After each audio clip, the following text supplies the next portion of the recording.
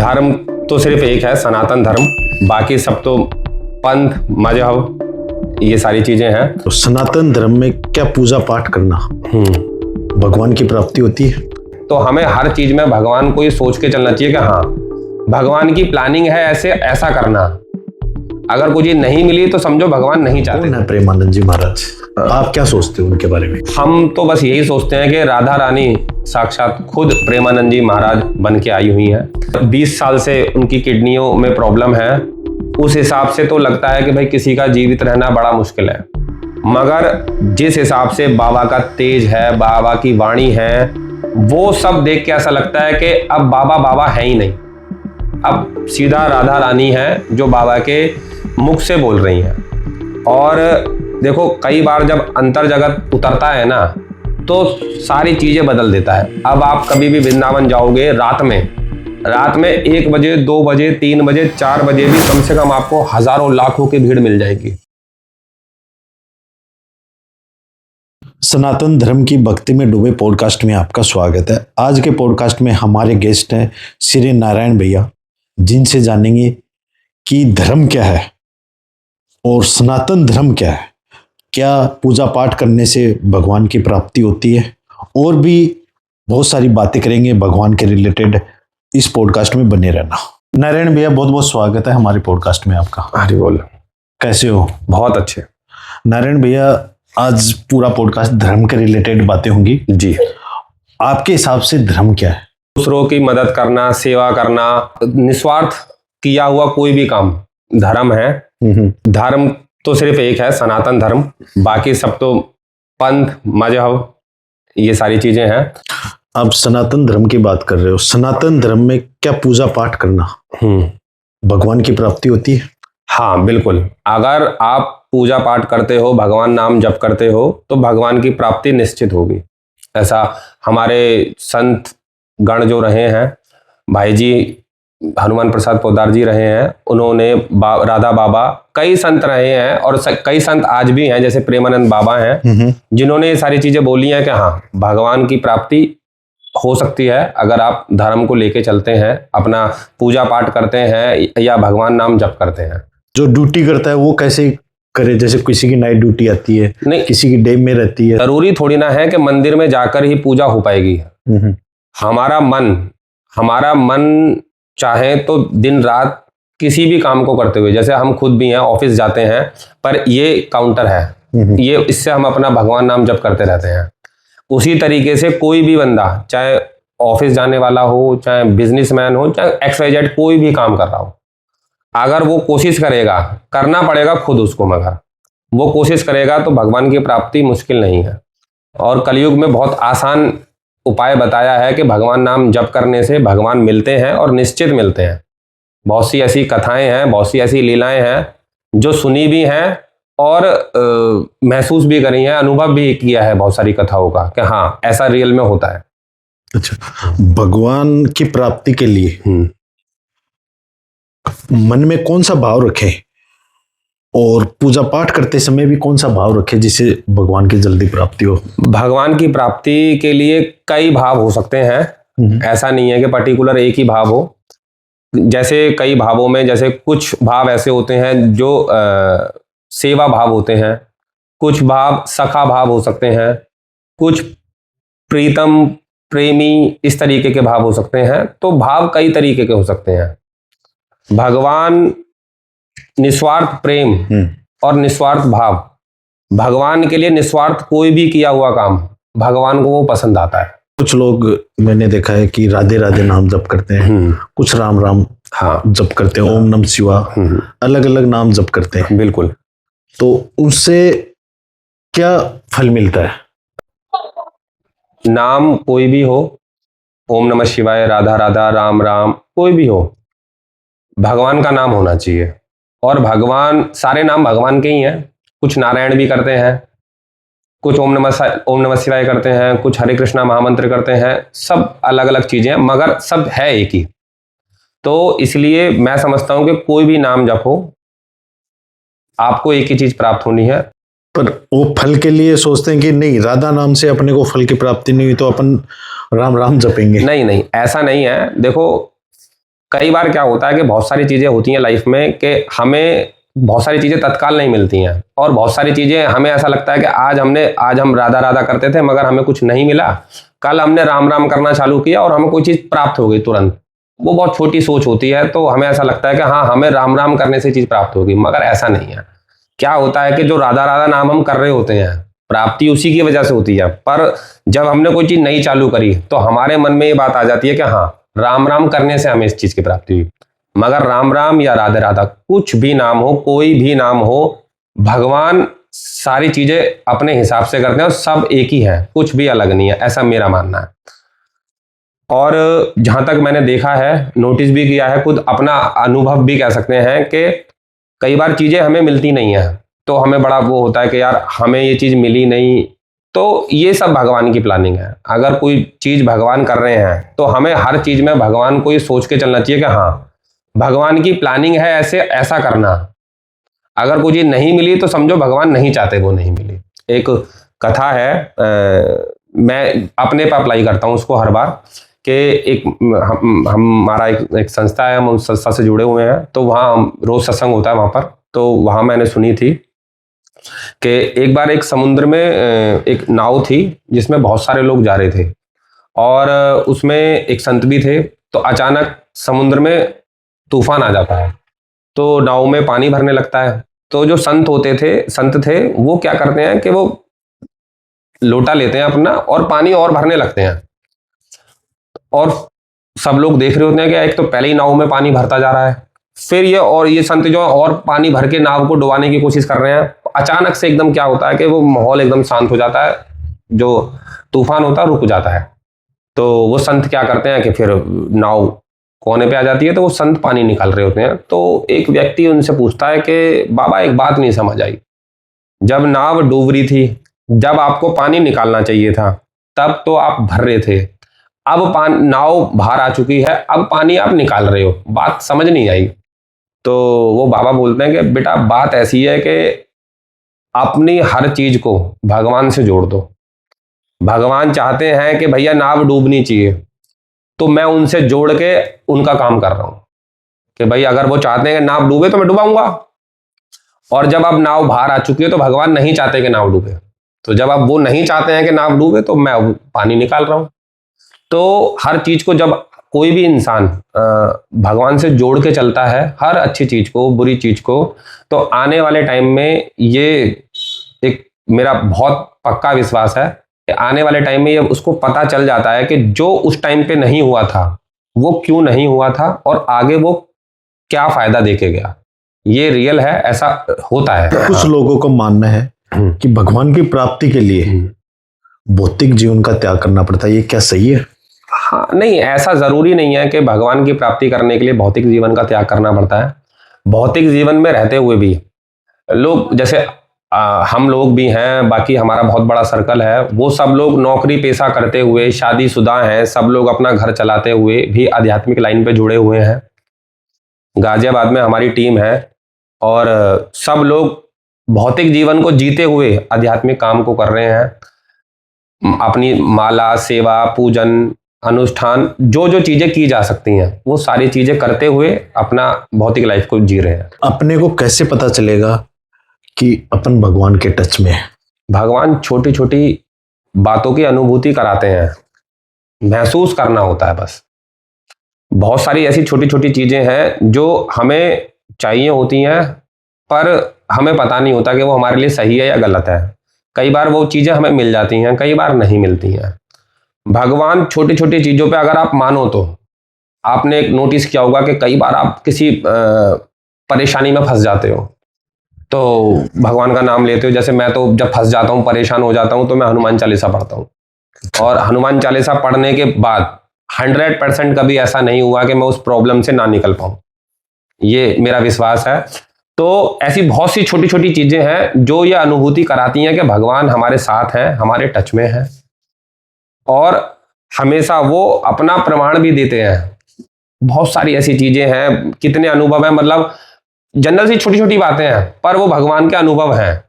जैसे कई बार हम कुछ करने वाले होते हैं या जनरली सोच भी रहे होते हैं, तो अंदर से एक प्रेरणा होती है कि मत कर, और हम कर देते हैं। और तो जो अंदर से चेतना जो हमें बता रही होती है कि करना है या नहीं करना, कोई भी गलत चीज जो ऐसा हमें लगता है कि बता रही गलत है या सही है, भगवान हमें जताते हैं कि भाई इसे नहीं करना या करना है। उसी चीज को मानना और समझना, ये भगवान की अनुभूति है। जैसे अभी तत्काल में मेरे साथ कई बार ऐसा होता है कि कुछ भी अगर अंदर से कोई आवाज ऐसी आती है कि ये नहीं करना और मैं उसको करता हूं, तो मेरा या तो लॉस होता है या जिस चीज के लिए मना किया होता है वो मेरा नुकसान होता है। अभी एक दो एग्जांपल मैं आपको देता हूं। एक मेरे मित्र हैं और 15 अगस्त की बात है ये। तो उन्होंने मुझसे कुछ पैसे मांगे और मैंने उनको ट्रांसफर किए। वो कहीं कुछ शेयर मार्केट वगैरह में यूज कर रहे थे और तुरंत 1 सेकंड बाद ही मेरे मन ने बोला कि मैं उनको बोलूं कि वो पैसे मत यूज करियो, वो नुकसान हो सकता है, वो कुछ शायद स्कैम है। और उसको भी नहीं पता था ये बात का कि वो स्कैम है। तो जैसे ही मैंने उसको तुरंत मैसेज किया, मतलब ट्रांसफर के तुरंत 1 मिनट बाद ही मैसेज किया मैंने कि भाई वो पैसे यूज नहीं करने उसमें और स्कैम है। तो उसने बोला यार वो तो मैंने डाल दिए, और 2-3 घंटे बाद हमें पता लगा कि वो सच में स्कैम था। तो ऐसी कई बार हुआ है। जैसे अभी हम केदारनाथ भी गए थे, तो केदारनाथ मैं कभी घोड़े पे नहीं बैठा, तो जिद करी मैंने कि भाई हम घोड़े पे आएंगे। तो जब नीचे उतरने ही वाले थे, 2 किलोमीटर रह गया था, तो मेरे मन में एकदम से हुआ कि अब घोड़ा गिरेगा। अच्छा। हाँ, तो मैंने घोड़े वाले को बोला, मैंने कहा भाई तू अभी कितना किलोमीटर रह गया है? तो उसने बोला 3 किलोमीटर रह गया है। मैंने कहा भाई जब 2 किलोमीटर रह जाए तो रोक दियो। तो उसने बोला क्यों भाई? मैंने कहा भाई मेरा मन कह रहा है गिरेगा घोड़ा। जबकि हम 14 किलोमीटर ऊपर से नीचे आ गए थे, गिरे नहीं थे, पर मेरे मन ने बोला तो मुझे लगा कि अब उतर जाना चाहिए। और तो उसने बोला ठीक है। और हम थोड़ी सी दूर चले, हम 2 लोग थे, मैं और एक मेरे साथ दोस्त था। उसका घोड़ा गिर गया तुरंत। उसका घोड़ा गिरा और बहुत मुश्किलों से उसके चोट लगने से बची। तो मैंने उसको बोला घोड़े वाले को, भाई मुझे उतार दे। तो घोड़े वाले ने मेरे को बोला भाई आपको कैसे पता लगा?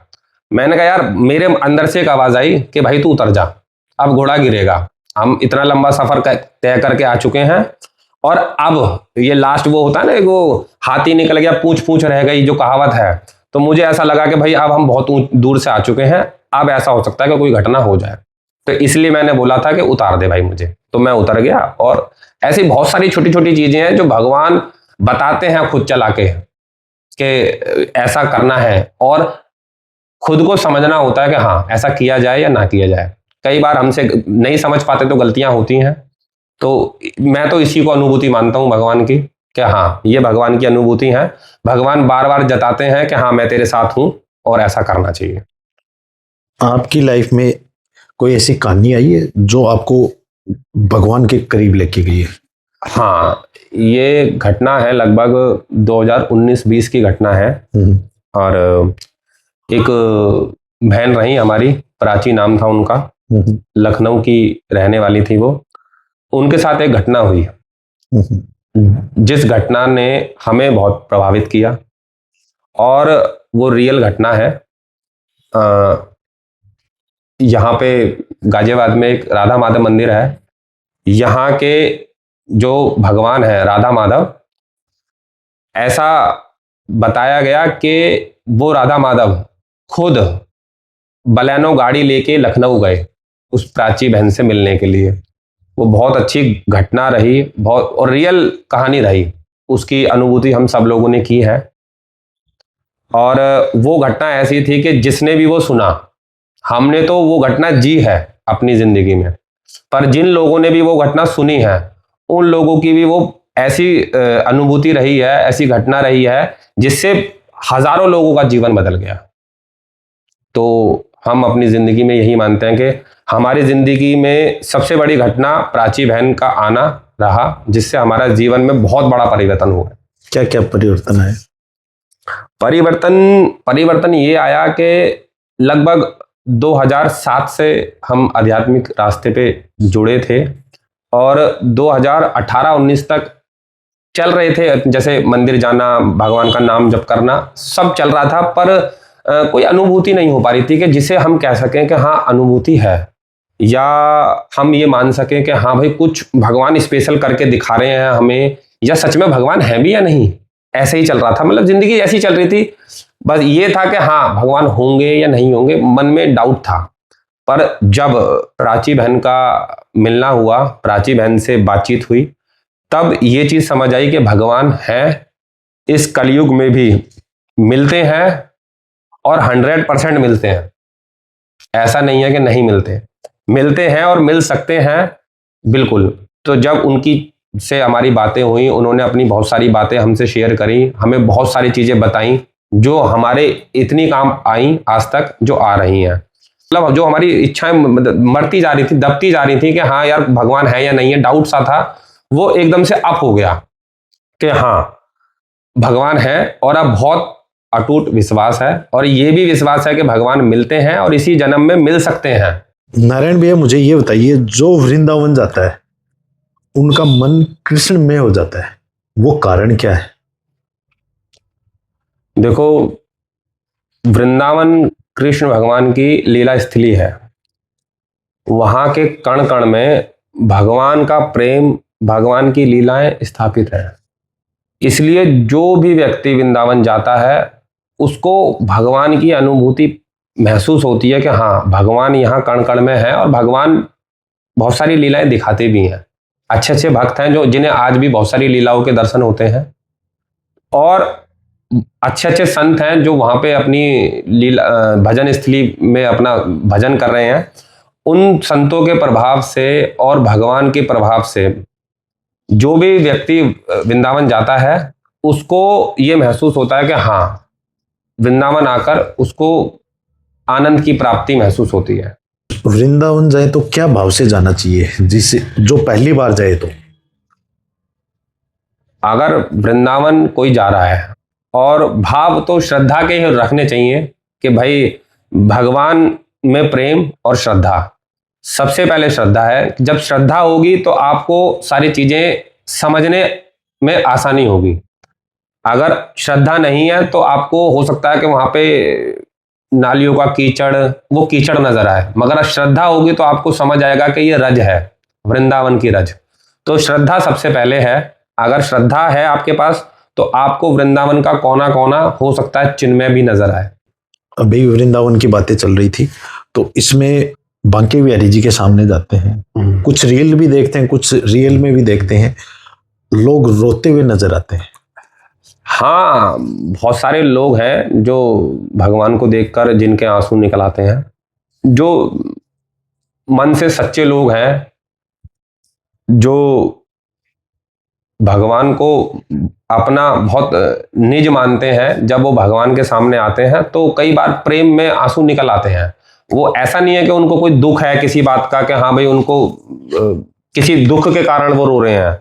वो जैसा होता है ना, कई बार खुशी होती है तो आंसू निकल आते हैं। तो भगवान को देखने का, भगवान से मिलने का एक सुख जो होता है, उस सुख में भी आंसू निकलते हैं। दो तरीके के आंसू होते हैं जो मैंने महसूस किया है। एक जो दुख में निकलते हैं वो ऐसे होते हैं ठंडे ठंडे से आंसू, और जो एक भगवान के अनुभूति से या भगवान की लीलाओं से या भगवान को देखकर जो आंसू निकलते हैं ना, वो गरम गरम से आंसू होते हैं। जिसको निकलते हैं उन्होंने महसूस किया होगा, ऐसा मेरा अपना मानना है। मुझे जो ऐसा फील होता है कि उन आंसुओं में भी फर्क होता है। एक अलग आंसू होते हैं जो दुखी वाले होते हैं, एक खुशी वाले होते हैं, वो अलग आंसू होते हैं। तो ये भगवान का प्रेम है, और जिन जिन लोगों को भगवान से प्रेम होता है उनको आंसू निकलना कोई बड़ी बात नहीं है। खुशी में ऐसा हो सकता है। ओके, आप थोड़ी देर पहले प्रेमानंद जी महाराज के बारे में बात कर रहे थे। कौन है प्रेमानंद जी महाराज? आप क्या सोचते हो उनके बारे में? देखिए, प्रेमानंद जी महाराज आज के टाइम पे एक बहुत बड़ा नाम है प्रेमानंद जी महाराज का। और हम तो बस यही सोचते हैं कि राधा रानी साक्षात खुद प्रेमानंद जी महाराज बन के आई हुई हैं। क्योंकि जिस तरीके से सबने सुना है, हमने भी सुना है कि प्रेमानंद बाबा के उनको डायलिसिस होता है और 20 साल से उनकी किडनियों में प्रॉब्लम है। उस हिसाब से तो लगता है कि भाई किसी का जीवित रहना बड़ा मुश्किल है। मगर जिस हिसाब से बाबा का तेज है, बाबा की वाणी है, वो सब देख के ऐसा लगता है कि अब बाबा बाबा है ही नहीं। अब सीधा राधा रानी है जो बाबा के मुख से बोल रही हैं। और देखो कई बार जब अंतर जगत उतरता है ना तो सारी चीजें बदल देता है। अब आप कभी भी वृंदावन जाओगे रात में 1 बजे 2 बजे 3 बजे 4 बजे भी कम से कम आपको हजारों लाखों की भीड़ मिल जाएगी बाबा के दर्शन करने के लिए। तो ये कोई छोटी बात नहीं है, ये साक्षात चमत्कार है। और भगवान जिसके साथ होते हैं और भगवान जिसके साथ हैं, भगवान उसको ऐसा चर्चित कर देते हैं कि जिसकी तुलना मेरे हिसाब से कहीं नहीं की जा सकती। तो आज प्रेमानंद बाबा की वही स्थिति है कि बाबा को इतना मशहूर कर दिया है भगवान ने कि विदेशों में भी लोग बाबा को देखते हैं। आपको उनमें सबसे अच्छी बात क्या लगती है? हमारे जो बाबा हैं वो सीधा, उनके अंदर गोलमोल बातें करना नहीं है, वो सीधा बोलते हैं। सही या गलत उन्हें कोई लेना देना नहीं, ना उन्हें पैसा चाहिए, ना मोह चाहिए, ना ऐश्वर्य चाहिए। उनको अपनी बात रखनी है। जैसे कई बार हमने सुना है, कई बार बहुत से कलेक्टर भी आते हैं उनसे मिलने के लिए, तो वो कहते हैं हमें किसी का डेजिग्नेशन नहीं चाहिए, आप हमारे पास किस काम के लिए आए हैं बस हम आपको बताएंगे बस। तो बाबा बहुत सीधे हैं और वो सीधी बात करते हैं बिल्कुल। वो बातें हमें बाबा की बहुत पसंद आती हैं कि उनका जो निडर होके शेर की तरह बोलना, ये बाबा की बातों में एक अलग ही मजा आता है सुनने में। अभी सबसे ज्यादा जो युवा पीढ़ी है उसमें बहुत बदलाव देखा मैंने। हाँ, प्रेमानंद जी महाराज के कारण। हाँ बिल्कुल। आज की जो युवा पीढ़ी है, जो मैं समझता हूं कि बहुत हद तक बिगड़ चुकी थी, बहुत हद तक बिगड़ चुकी थी और अभी भी काफी हद तक बिगड़ी हुई है, पर प्रेमानंद बाबा की वजह से। 1 मिनट में आपकी बात काटना चाहता हूँ। आप जैसे प्रेमानंद जी महाराज रात को 2 बजे निकले, 4 बजे निकले, ज्यादातर युवा खड़े मिलेंगे हाँ, जिनकी एज 35 से नीचे ही रहेगी। हाँ, मतलब आप 15 साल से लेके 40 साल तक के युवाओं को ले सकते हैं। मैं 15 से लेके 40 साल तक के युवाओं को युवा मानता हूँ। और मैं भी कई बार गया हूँ, ऐसा नहीं है, रात के टाइम तो इतनी भीड़ होती है कि वहां पे पैर रखने की जगह नहीं होती। और 90% युवा होते हैं, बाकी लेडीज, छोटे बच्चे, जेंट्स काफी मात्रा में होते हैं। और अभी जो महाराज जी की टीम है, जो महाराज जी के शिष्य हैं, जितने भी हैं, वो भी आप सब नोटिस करोगे सब युवा हैं। वो एक हमारे भैया जी एक बात बताते थे कि जब देश का युवा बदलता है तो देश का स्ट्रक्चर ही बदल जाता है। तो आज का टाइम वही है, प्रेमानंद बाबा से जुड़ने वाले सारे युवा बदल रहे हैं। तो एक बार जो इंद्र भगवान थे, उनको अभिमान आ गया कि भाई सब कुछ तो मैं करता हूं, और जबकि उनको पता था कि भूलोक पे भगवान का जन्म हो चुका है और भगवान है भूलोक पे वृंदावन के अंदर, पर उनको ऐसा लगा कि ये जो बच्चा बच्चों के साथ खेल रहा है ये भगवान थोड़ी ना हो सकते हैं। तो उसको अभिमान आया और उसने सोचा कि यार ऐसा तो पॉसिबल है नहीं। ये बात भगवान को समझ आ गई कि भाई ये इंद्र को अभिमान आ गया है।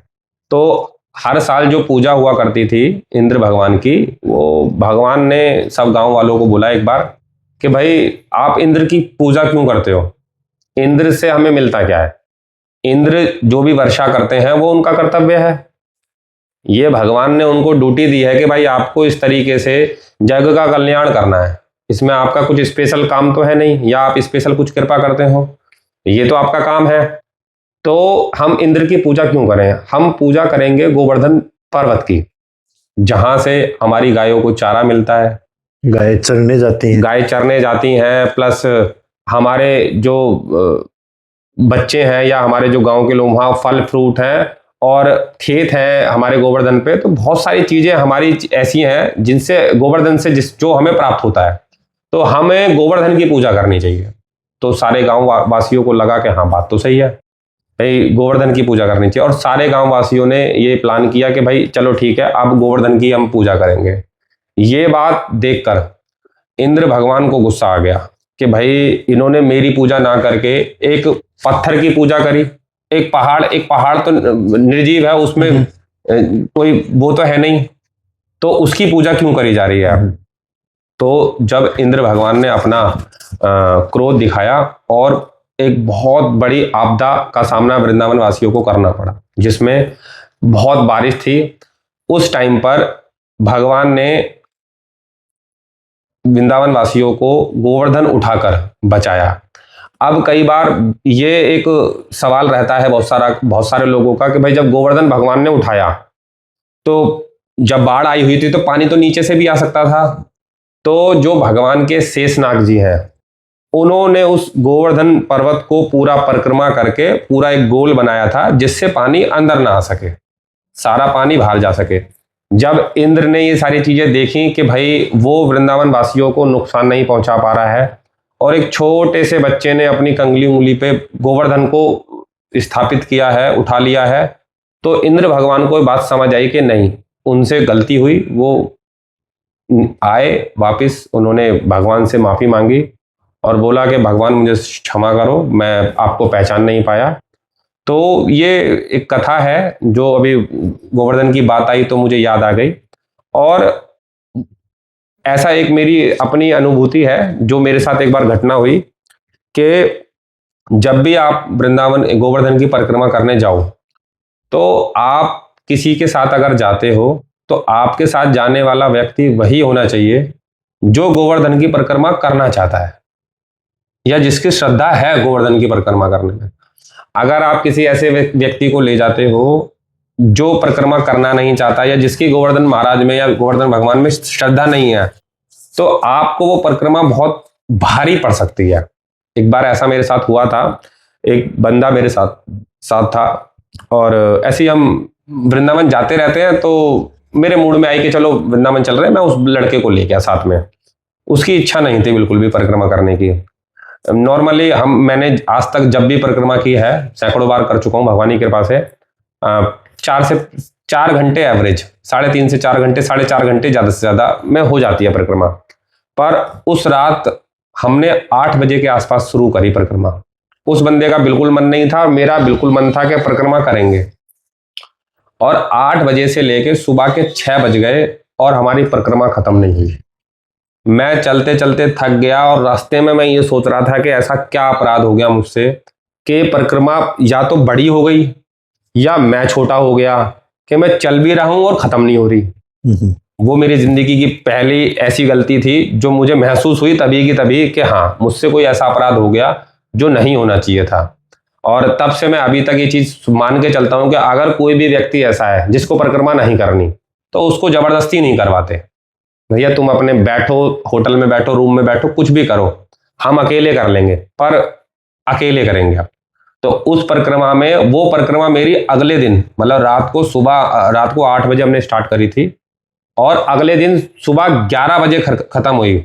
मतलब सुबह 6 बजे जब मैंने टाइम देखा तो मैं राधा कुंड पे था। राधा कुंड से परिक्रमा जो समाप्त होने का किलोमीटर है, वो लगभग 4 किलोमीटर के आसपास रह जाता है। वो 4 किलोमीटर का समय भी मेरे से 5 घंटों में कटा। मैंने इतनी माफी मांगी गोवर्धन भगवान से कि मैंने कहा भगवान मुझसे गलती हो गई और मैं आगे से ऐसी गलती नहीं करूंगा। ये मेरा एक अपना अनुभव है कि जब भी गोवर्धन की परिक्रमा करने आप जाओ तो ऐसे व्यक्ति को साथ लेके जाओ जिसका इंटरेस्ट हो, जिसका मतलब जो चाहता हो कि हाँ मैं परिक्रमा कर पाऊं, जिसके भाव हो परिक्रमा करने के। ऐसे किसी भी व्यक्ति को ना ले जाया जाए जिसका भाव नहीं है परिक्रमा करने का। नारायण भैया, आजकल का नौजवान परेशान रहता है, उन्हें क्या सलाह या मंत्र देना चाहोगे आप? तो बस एक सलाह है कि आजकल का जो युवा है या नौजवान है, आजकल एक मोबाइल नाम की एक ऐसी वस्तु आ गई है सबकी जिंदगी में, जिसने सबको बहुत परेशान किया हुआ है। मोबाइल के बहुत फायदे भी हैं और बहुत नुकसान भी हैं, मगर आजकल जो देखने को मिल रहा है वो नुकसान ज्यादा है, क्योंकि आजकल का नौजवान पूरा दिन मोबाइल में उल्टी सीधी चीजें देखता है, प्लस रील में अपना टाइम व्यर्थ करता है। और मोबाइल के कारण बहुत सारी ऐसी चीजें हैं जो नहीं कर पाता वो। पहले क्या था कि पहले इंसान अपना, आजकल शरीर भी देखो लोगों के खराब होते जा रहे हैं, क्योंकि आजकल मोबाइल में ही गेम खेल रहे हैं, ना खेलना ना कूदना, अध्यात्म तो खत्म ही हो चुका है। तो मैं तो यही बोलूंगा कि सबसे पहले मोबाइल को दूर किया जाए, फिर अपने आध्यात्मिक रास्ते पर चलने की कोशिश करी जाए, भगवान नाम जप की कोशिश करी जाए कि हाँ भाई जप किया जाए। अब पॉइंट आता है कि जप कैसे किया जाए। ऐसे तो सबसे पहले भक्तों से, या कहीं जैसे इस्कॉन हमारी संस्था है, हर जगह फैली हुई है, ऐसे बहुत सारी संस्थाएं जहां आध्यात्मिक शिक्षा दी जा रही हैं, तो वहां से जुड़ा जाए और अपने आप को स्टार्ट किया जाए कि भाई हम भगवान नाम जप कैसे करें। जब तक आप भक्तों का संग नहीं कर पाओगे तो भगवान नाम जप नहीं कर पाओगे। तो सबसे पहले मोबाइल, उसके बाद भक्तों का संग। आप भक्तों के साथ दोस्ती बनाइए, भक्तों का संग करिए, फिर आप धीरे धीरे अपने लक्ष्य की तरफ आगे बढ़ते चले जाओगे। ये मैं आज के नौजवान को बोलना चाहूंगा। अगर अपनी जिंदगी में कुछ आगे करना चाहते हैं, कुछ ऐसा जो हटके हो थोड़ा, तो सबसे पहले मोबाइल को हटा के आध्यात्मिक लाइन पे चला जाए।